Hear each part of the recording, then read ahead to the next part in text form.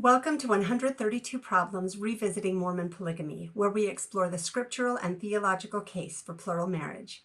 Please remember to listen to these episodes in order, starting with number 1 and continuing on from there. My name is Michelle Stone, and this is episode 12, Jacob's Polygamy. Thank you for joining us as we take a deep dive into the murky waters of Mormon polygamy.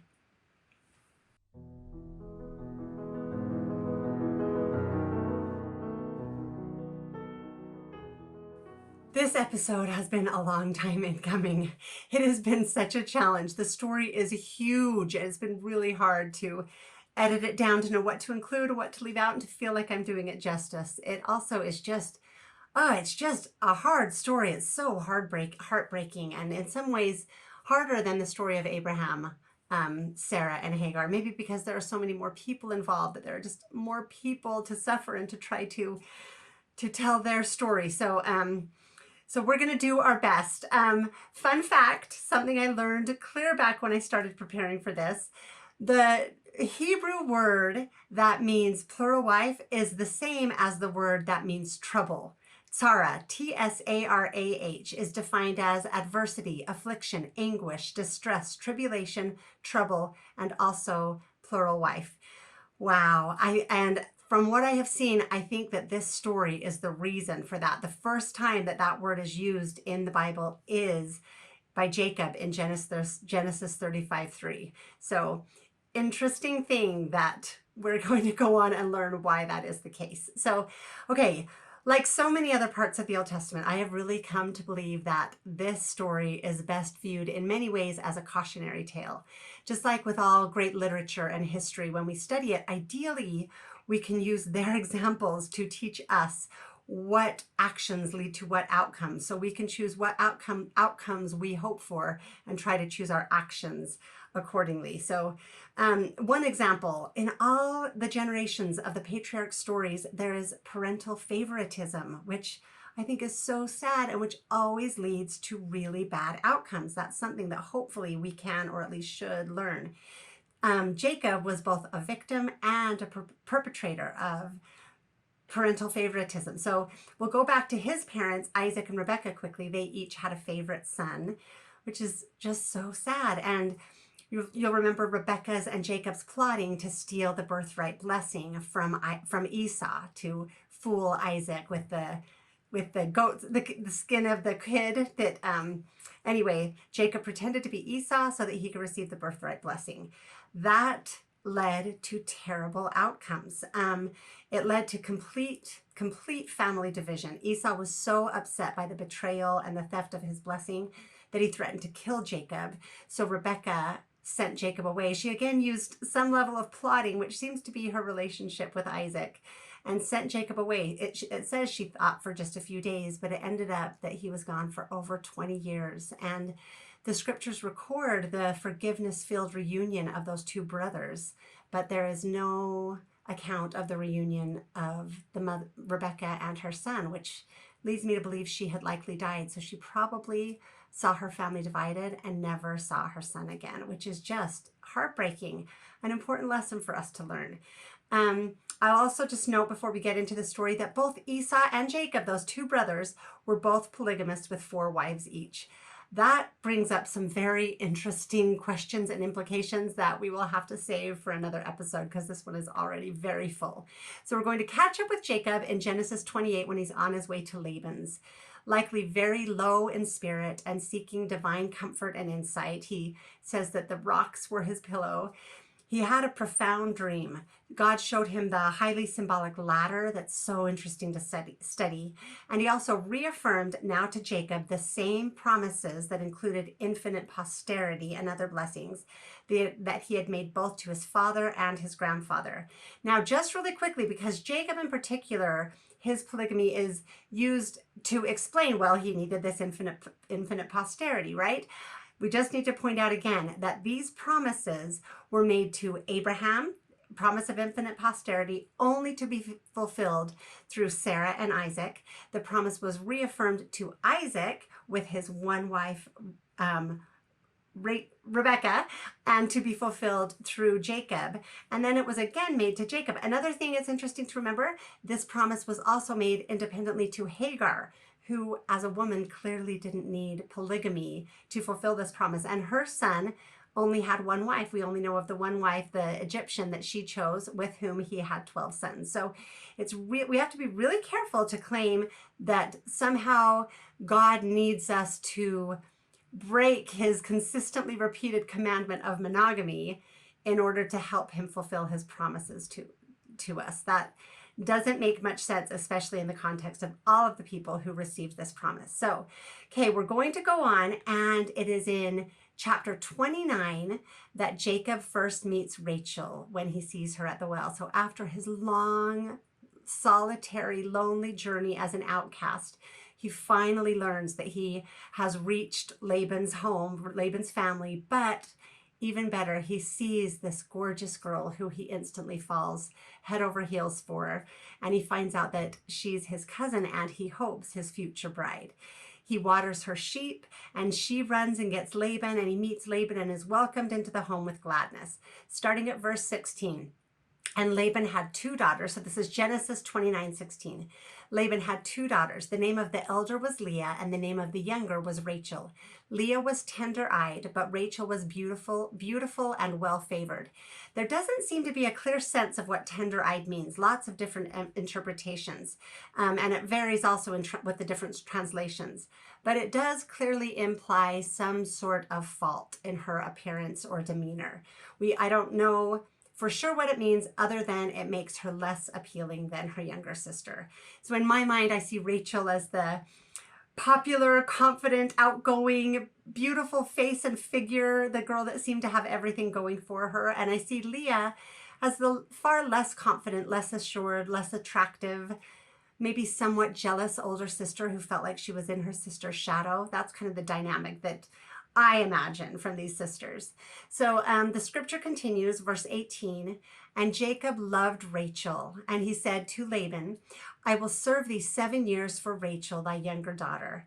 And Jacob served 7 years for Rachel, and they seemed to him but a few days for the love he had to her.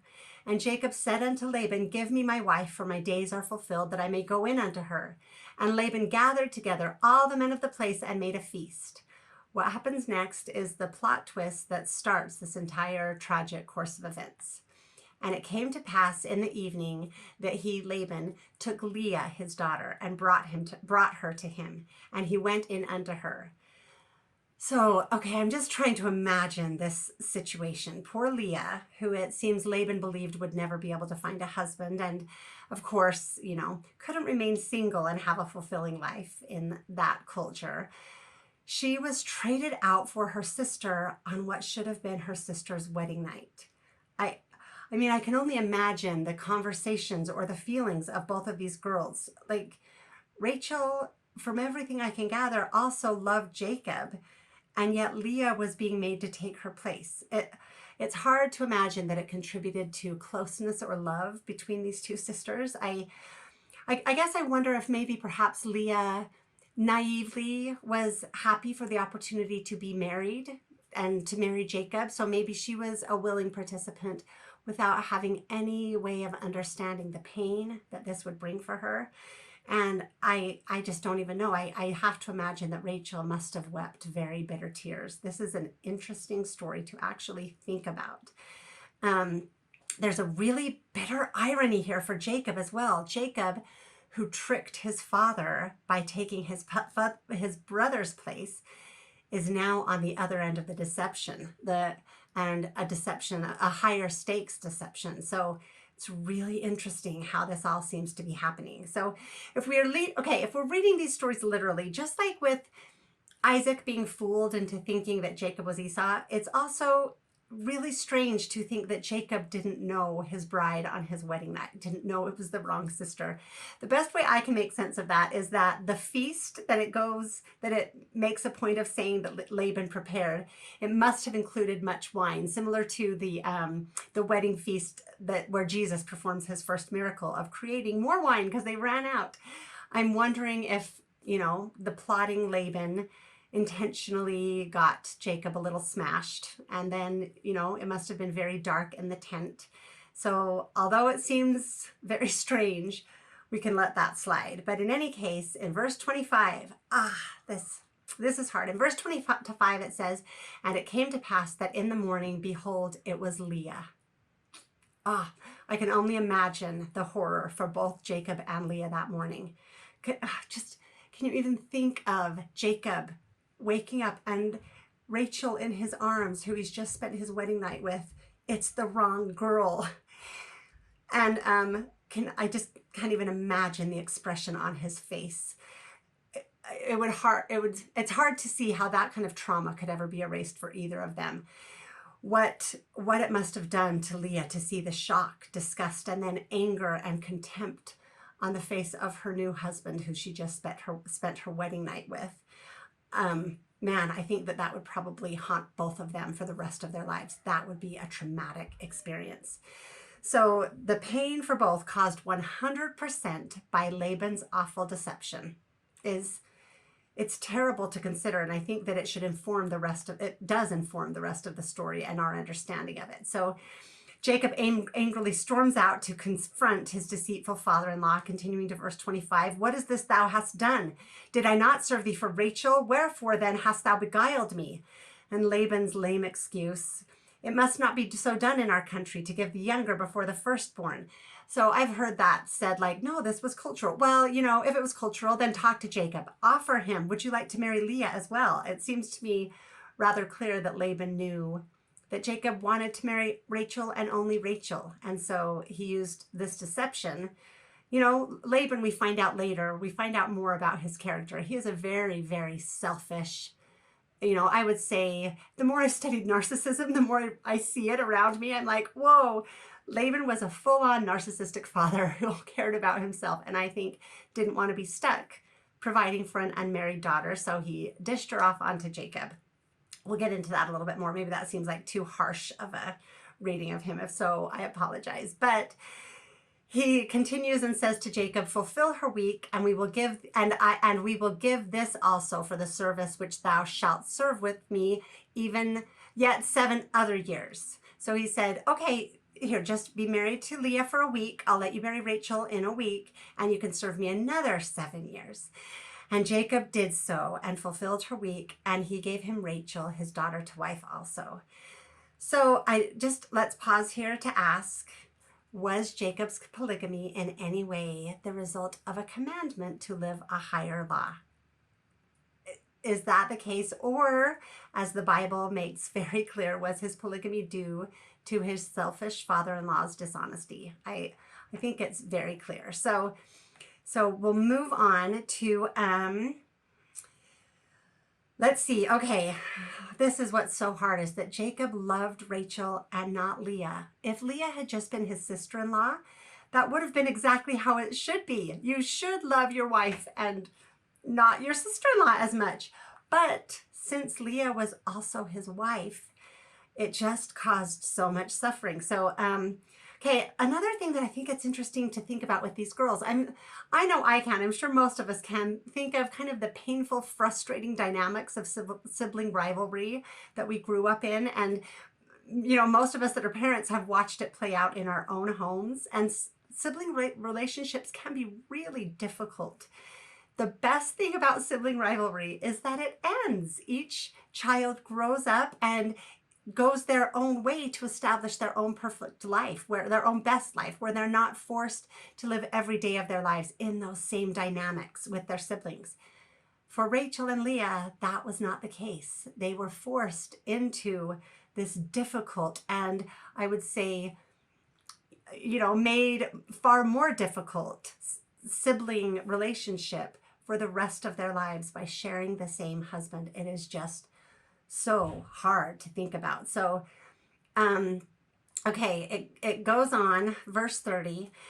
"And he went in unto Rachel," this was after a week, "he went in also unto Rachel, and he loved Rachel more than Leah, and served with him Laban yet 7 other years. And when the Lord saw that Leah was hated," she was hated by these two, which is understandable, but hard. He opened her womb, but Rachel was barren.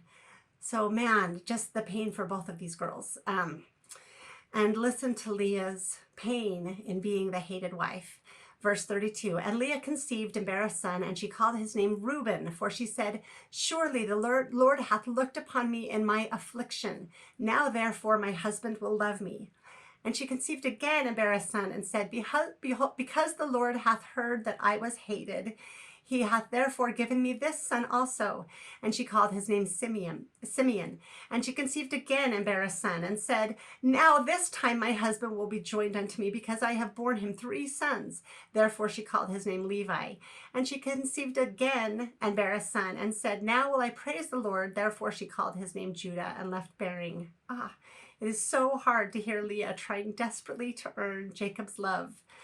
You can hear how she is just suffocated for want of love. She needs it like she needs air. It reminded me, I looked up, I'm sure many of you are familiar with Emmeline Wells. She was an early Mormon polygamist wife who went on to become a Relief Society president. She was a beautiful writer who kept diaries. And a couple of entries in her diary show that I think she knows exactly how Leah felt. This is one thing that she wrote. My husband came. My heart gave one great bound towards him. Oh, and how enthusiastically I love him, truly and devotedly. If he could only feel towards me in any degree as I do towards him, how happy it would make me. Both women's husbands, Jacob and Daniel Wells, as Emmeline put it, did their duty, and both women bore children. Emmeline Wells said he did his duty toward me, and that's how it feels with Leah as well. But both shared this painful sentiment that Emmeline again articulated so well. Oh, if my husband could only love me even a little and not seem so perfectly indifferent to any sensation of that kind. He cannot know the craving of my nature. He is surrounded with love on every side, and I am cast out. Oh, my poor aching heart, where shall it rest its burden? Only on the Lord. Only to him can I look for every other avenue seems closed against me. I have no one to go to for comfort or shelter, no strong arm to lean upon, no bosom bared for me, no protection or comfort in my husband. It's just so hard to imagine the experience these women had in common.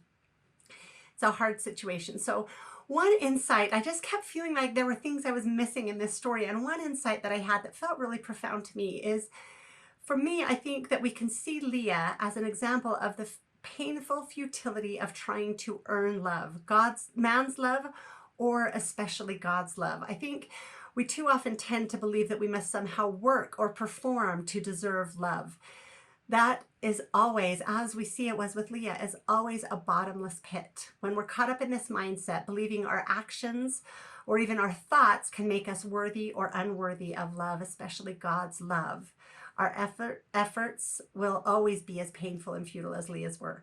We will trade off spending some time either feeling somewhat arrogantly superior because we think we are worthy and deserving of love because we do measure up through our actions, or we'll spend other times feeling hopeless and unworthy because our efforts are always lacking and are never enough. That often also becomes, we can begin to become competitive or judgmental of both ourselves and others as we look sideways to see how we measure up, to see, am I worthy or are they worthy? Who's, how we compare. The way out of this trap is to learn that God's love is not ever something we earn or deserve. It just is. It is constant, eternal, infinite. It is unchanging, regardless of our own perception of our worth. We don't ever earn God's love. That is impossible. Instead, we seek to discover it, to feel it, and then ideally to dwell in it. When we learn to dwell in God's love, that's when we can overcome this painful circle that Leah was going in of trying to earn or win or deserve love. I think it's really important to me that the love comes first. God's love comes first. And then the actions that God's love inspires grow joyfully out of that.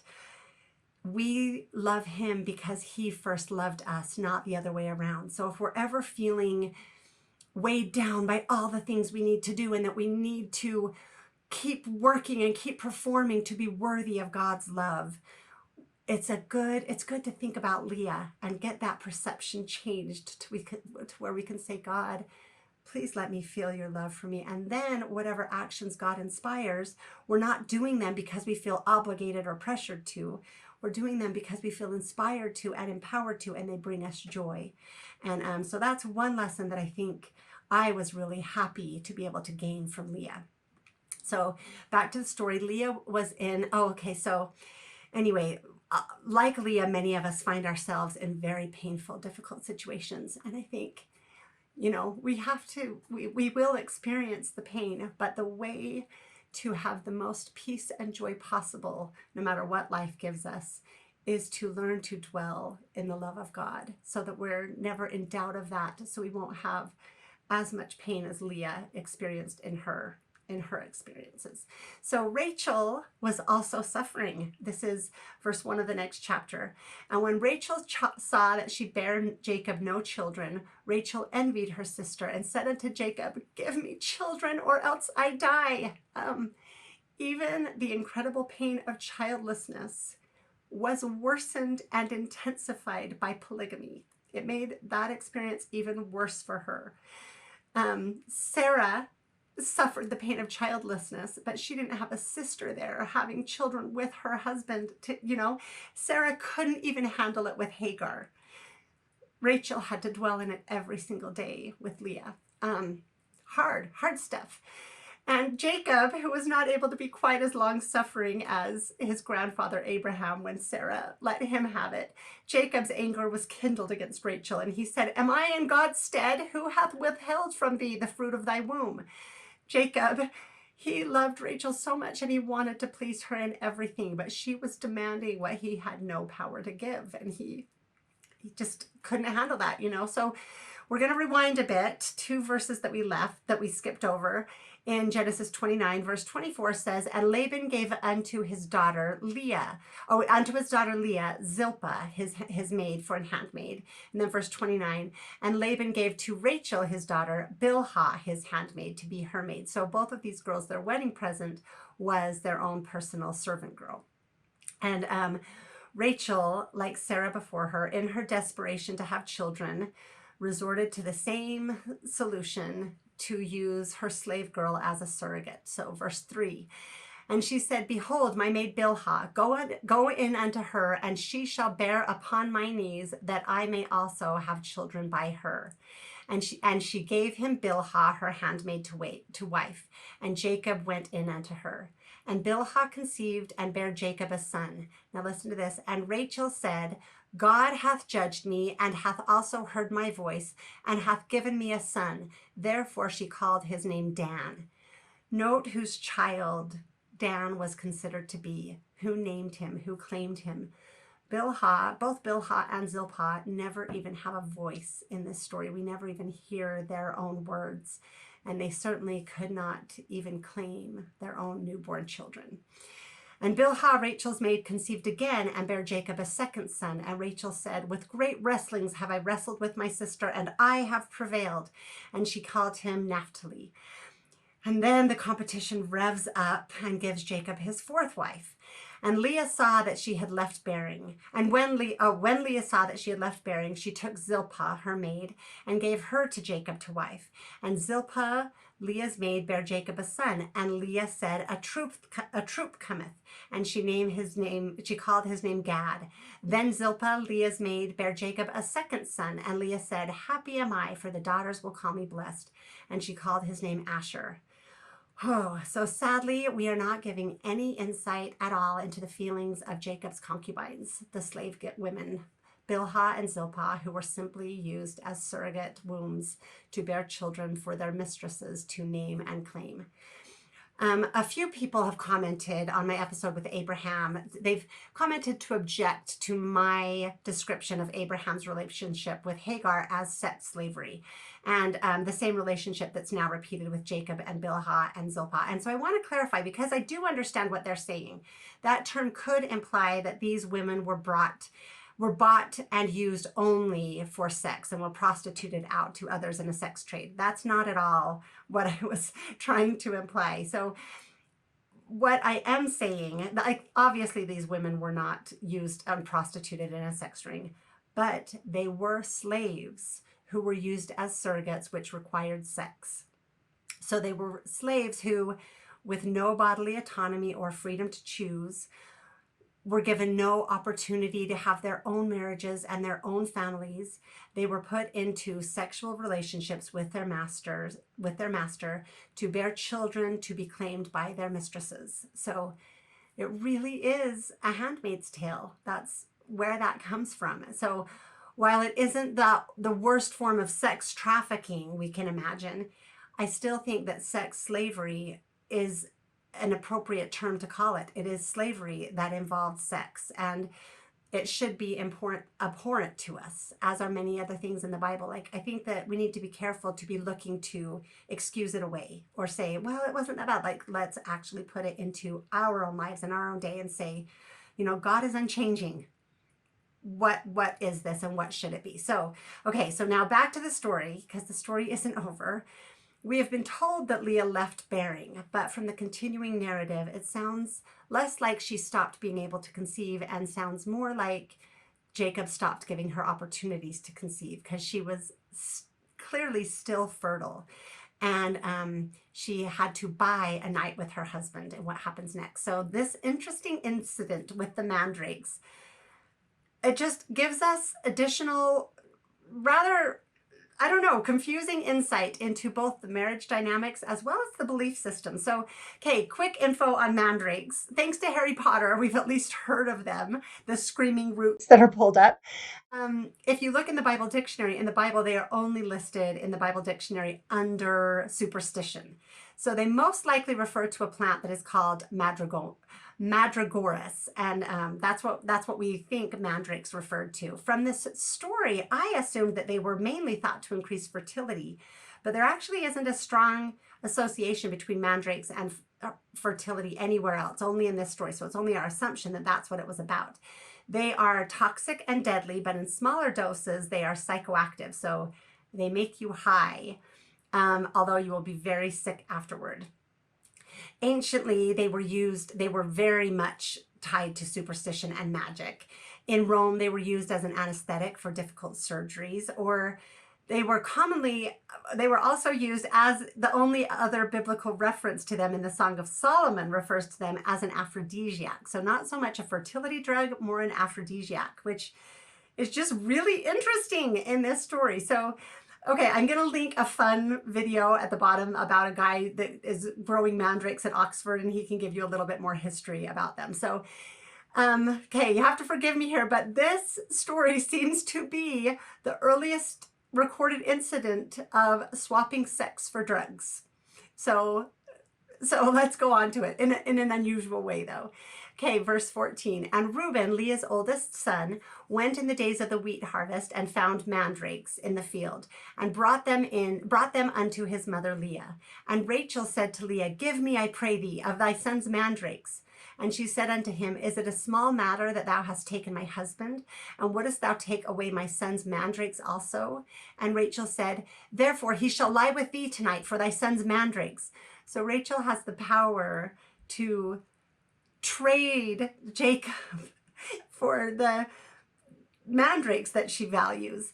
And Jacob came out of the field in the evening, and Leah went out to meet him and said, Thou must come in unto me, for surely I have hired thee with my son's mandrakes. And he lay with her that night. And she had to buy a night with her husband.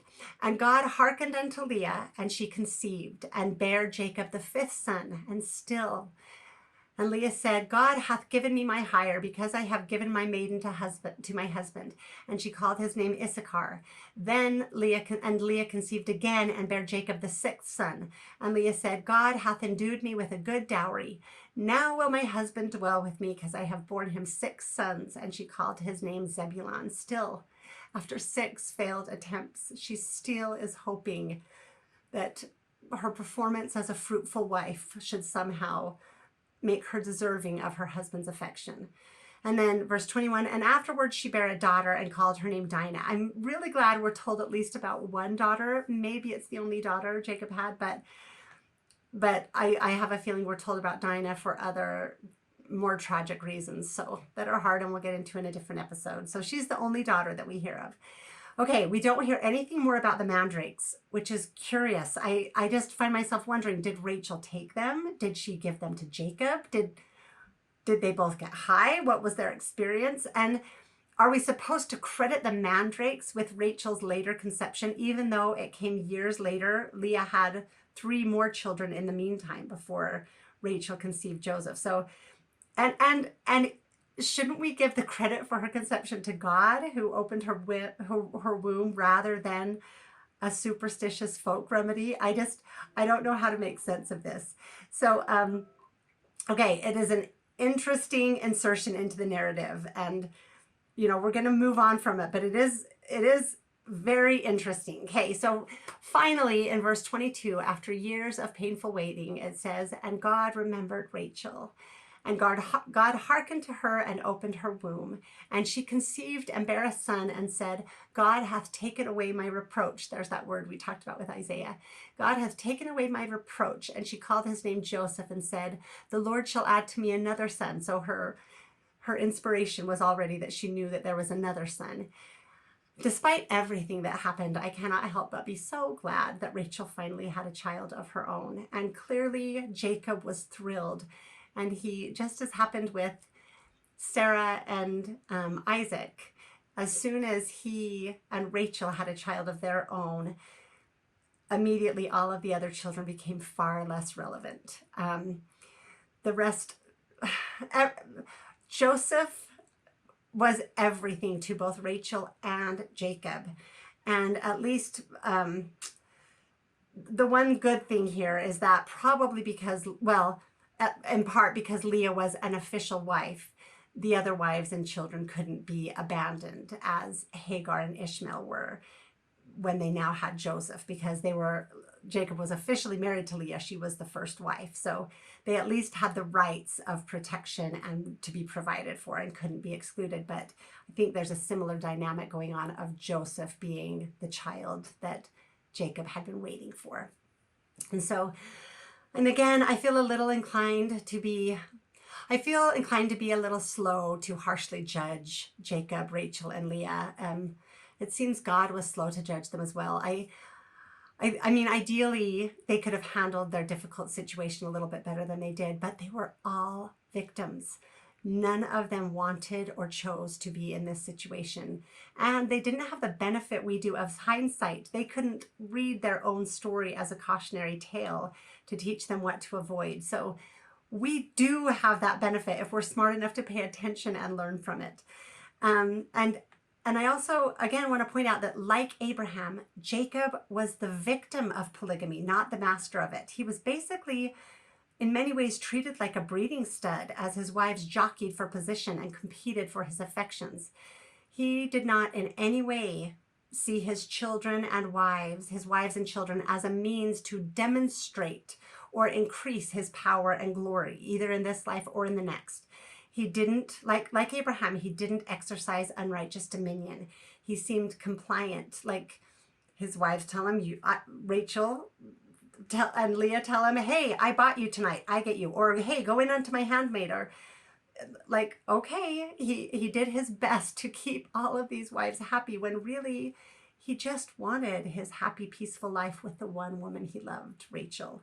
And so it's just a really complicated situation. And in many ways, it's hard to even know who to feel the most sorry for. Leah, the fertile but hated wife; Rachel, the loved but barren wife who was sharing the husband she loved; Jacob, who did just want his life with his one wife, Bilhah and Zilpah, who were slaves without any say in any of it. And then also even the children who were born into this very complicated situation that went on to affect them.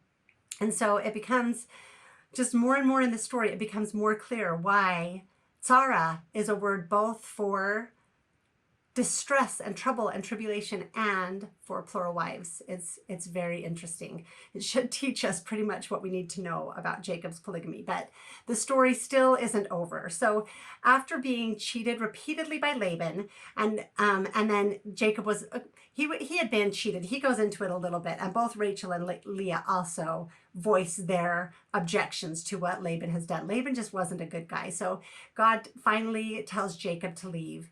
And he finally decides to risk going back home. So we're going to skip past the intrigue of him getting ready to leave. And in chapter 31, we learn that Leah, Jacob, and Rachel all had very hard feelings against Laban for his selfish and dishonest ways. But another really troubling, interesting thing, even more troubling than the mandrakes, in verses 19 and 32, we learn that Laban worshipped idols. He had images that were gods, and that Rachel stole them to take them with her. So now not only superstition of the mandrakes, but actual idol worship is part of the story. And so to put this in context of our subject, the man who was the author, the cause of Jacob's polygamy, was not only a crook and a deceiver, he was also an idol worshiper.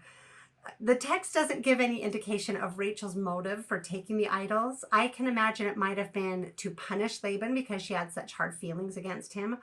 Or the other thing I think is that maybe she took them to continue to worship them herself.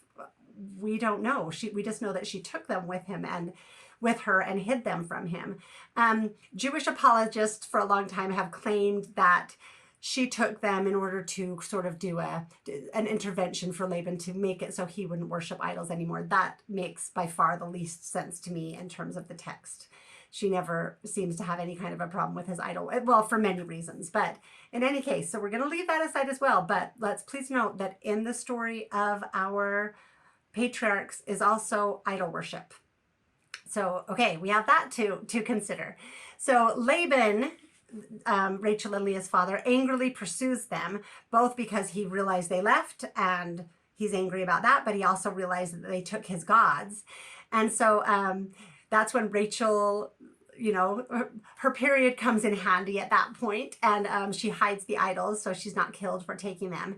And at this point, Jacob, after 20 years of mistreatment, he finally reached his boiling point and let Laban have it. So I'm going to read this just because it gives us a sense of who Laban was, in addition to the things that Rachel and Leah have already said. This is 31:36. And Jacob was wroth and chode with Laban. And Jacob answered and said to Laban, "What is my trespass? What is my sin that thou hast so hotly pursued me?" Skipping to 38. "This 20 years have I been with thee. Thy ewes and thy she-goats have not cast their young." That means I've done a good job taking care of them. "And the rams of thy flocks have I not eaten. That which was torn of beasts I brought not unto thee. I bear the loss of it. Of my hand didst thou require it, whether stolen by day or stolen by night. Thus I was. In the day the drought consumed me, and the frost by night, and my sleep departed from my eyes. Thus have I been 20 years in thy house. I served thee 14 years for thy 2 daughters, and 6 years for thy cattle. And thou hast changed my wages 10 times. Except the God of my father, the God of Abraham, and the fear of Isaac had been with me, surely thou hadst sent me away now empty.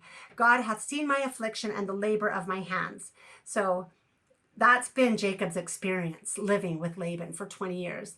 Laban, in true narcissist style, refuses to acknowledge anything Jacob just said, and he certainly didn't apologize. Instead, he just gaslighted Jacob, and then he swore a pledge of peace with him. So Jacob sets up a pillar in 45 and 46. It makes it clear that Jacob sets up a pillar and his men help him. Laban takes credit for setting up the pillar in verse 51, which is also in keeping with his character, it seems.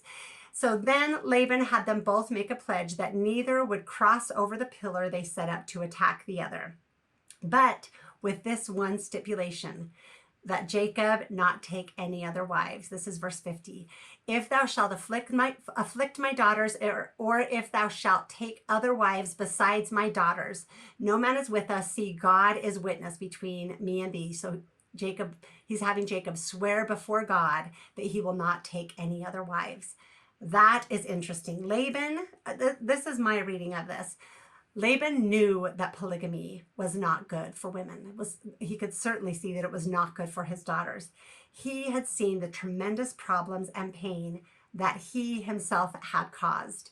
And he now, bolstering the facade he had to have of being the good, caring father he needed to appear to be, he did what he could to make sure his daughters wouldn't have any other rivals. So this is interesting because Mormon polygamists taught and believed that polygamy was an eternal doctrine where the number of wives equated directly to the number of kingdoms you would have in the next life, to your degree of exaltation and eternal glory. So why would Laban, how could he both be the inspired one to bring about polygamy, but then also limit Jacob's polygamy?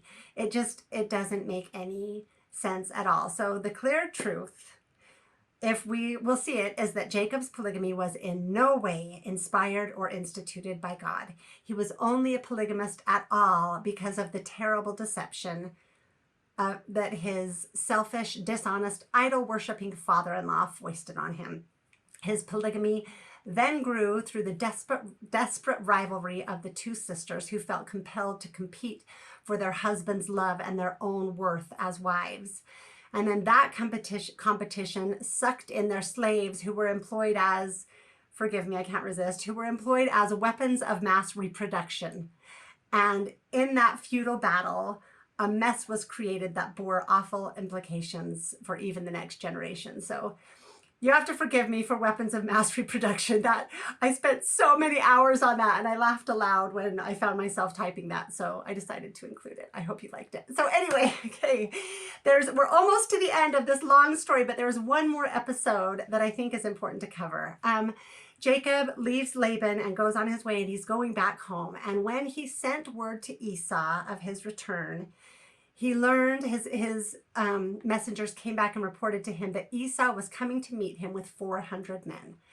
Jacob was terrified that Esau still held a deadly grudge and was coming to slaughter them. So he did the best he could. He divided all of his people and all of his possessions into two different groups, hoping that maybe only one of them would be slaughtered and one of them would be spared. And that night, in his terrible concern, was when Jacob wrestled with the Lord and his name was changed to Israel and he beheld God face to face. So that's all, again, in very interesting language, but it was a profound experience. And the next morning, as Esau approached with his band of 400, as Jacob thought to attack them, Jacob made the most clear demonstration of how he valued his wives and his children.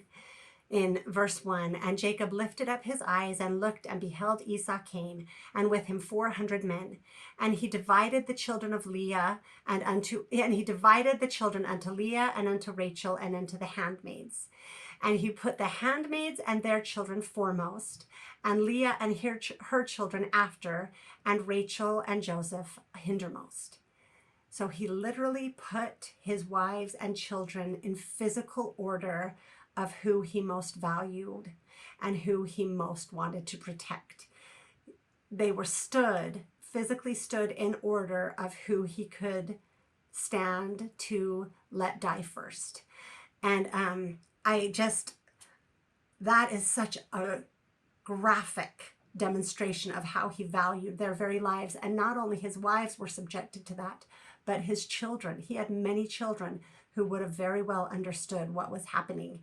And I think that experience right there is just such a pinpoint to help us understand the dynamic that would grow between these brothers to, as they are stood out more closer to danger and can look back and see their baby brother and the preferred wife in the place of most protection.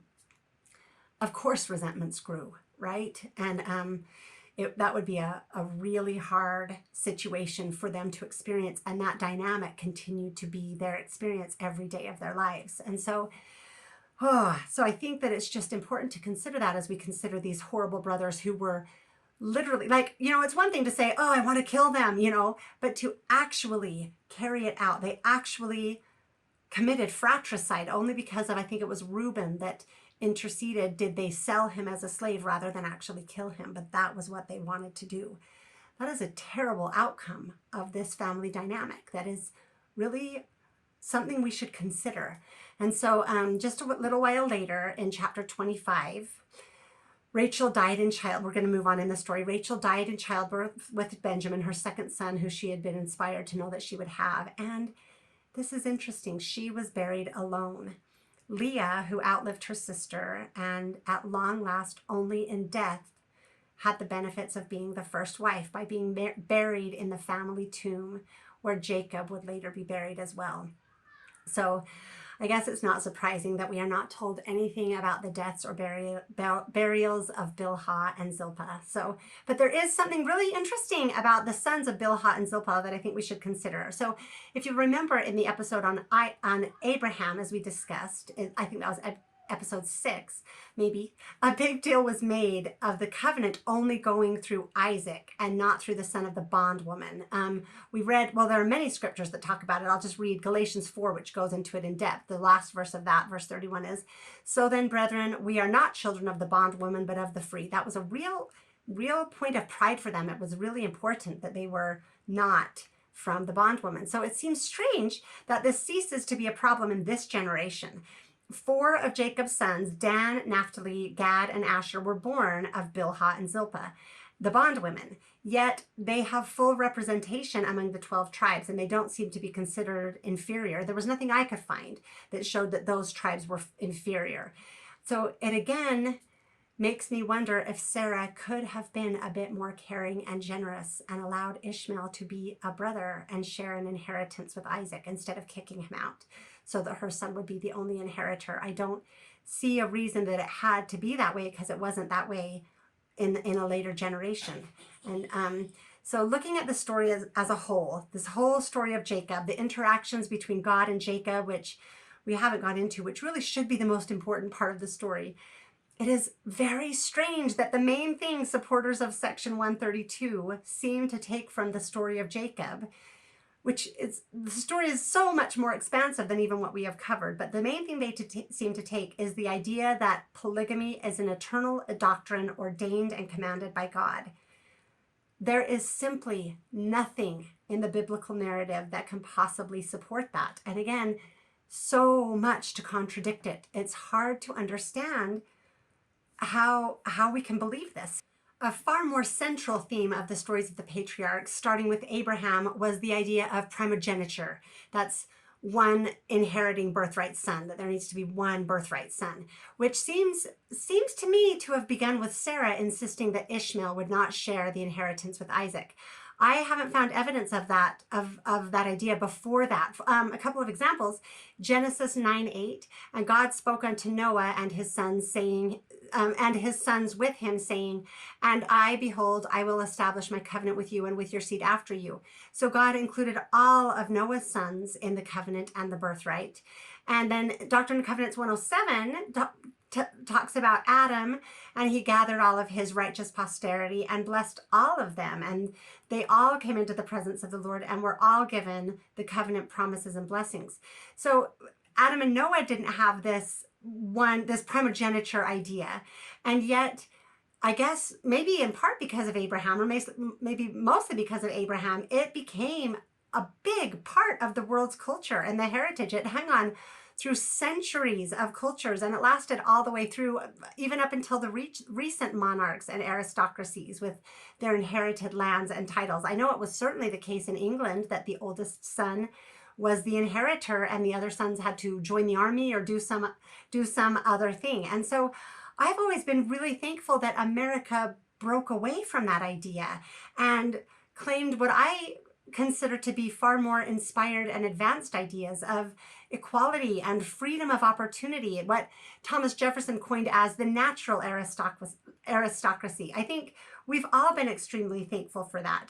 So if we're looking to Abraham, Isaac, and Jacob as the ultimate examples of all doctrine, then why, like everything they did must be how God wants it to be done, then why didn't we need to claim that primogeniture needed to be restored and that the American system was wrong? Slavery was also more ubiquitous in the stories of the patriarchs, even than plural marriage. And so why wasn't that a doctrine that needed to be restored? You can't find any more evidence for polygamy than you can for slavery, and you can find more evidence for primogeniture, it seems. And then concubinage, right? Which I think we can refer to as sex slavery. That showed up in these stories and was actually included as part of the doctrine in 132, as we talked about in the last episode. Yet that didn't seem to be officially restored, or at least practiced, thank heaven. And so it's really confusing. There are so many other social relics we could claim from these stories and say they needed to be restored. Why did we just pick this one? I think that's a good question to consider and to ask ourselves. It teaches us maybe a little bit about human nature. And I think, just like with all other scripture stories we have examined so far, if we look seriously and honestly at the story of Jacob and his wives, I think we should easily see that polygamy was not in any way a doctrine or a higher law or commanded or instituted by God. As the synonym that we've talked about tells us, the word Sarah, it was an unfortunate burden that brought suffering and distress, which is why I believe God consistently instituted and commanded monogamy. Just like Abraham, Jacob was not condemned for his polygamy. I think that this is an important point to consider. And again, I think it's good to look at the reasons. I think the main lesson that we can and should take from that, at least the main lesson I see in it, is the crucial importance of avoiding unrighteous dominion. Both Abraham and Jacob, in opposition to their own genuine desires, found themselves in very difficult situations, not of their own makings, of having many wives or having multiple wives. And to me, the way they each responded reveals why they were chosen men of God. It's evidence of the kind of men that they were. Neither of them ever seems to have seen their wives or children as possessions or symbols of their greatness, either in this life or in the next life. They were both very faithful men who taught their children the things of God, but neither seems to have seen themselves as the rulers of their homes or families. Though the word preside doesn't show up anywhere in either of their stories, not even that word. Rather, like the example and teachings of Jesus, these powerful patriarchs were, this is Mosiah 3:19, and I think it describes it perfectly. They were submissive, meek, humble, patient, full of love, willing to submit to all things which the Lord seeth fit to inflict upon them, even as a child doth submit to his father. I think that's the lesson that we can and should take from these great men. Those are the examples they set and the lessons they taught. I don't believe either of them would agree with or support Section 132. I know that's a big claim to make, but really think about it. I actually think that they would be somewhat upset that their stories and examples were twisted to make the claims that 132 makes, that neither of them in any way seem to have lived out in their own lives. I think the whole idea of the gospel and our understanding of what Joseph Smith restored is to receive the blessings of Abraham, Isaac, and Jacob, right? And so if we want to receive the blessings of Abraham, Isaac, and Jacob, I think it's important that we seek out and strive to emulate who the scriptures teach us that these men really were, rather than the strange ideas we have had passed down to us of who people wanted to imagine them to be. So I think that it is important that Abraham and Jacob were not condemned for their polygamy, but I think it's very important that we take the true lessons from that instead of twisting it again into the opposite of what I think it really was. So anyway, thank you so much for sticking with this long episode. I think they'll be quite a bit shorter from here on out. But again, I can't tell you how much I appreciate you being here with me. I hope if this is valuable to you that you will share it. I'm putting so much time and effort into it. I want as many people to hear it as possible so it can help more people. But anyway, thank you so much for being here. I am Michelle Stone, and this is 132 Problems.